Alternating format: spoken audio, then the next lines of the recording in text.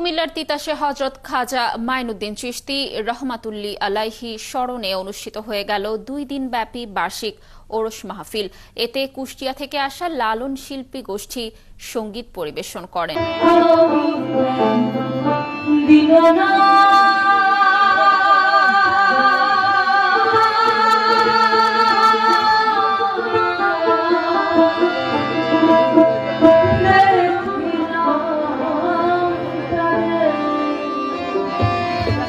গত 5 ও 6 ডিসেম্বর উপজেলার মাছিমপুর উচ্চ বিদ্যালয় খেলার মাঠে এই ওরস মাহফিলের আয়োজন করা হয়।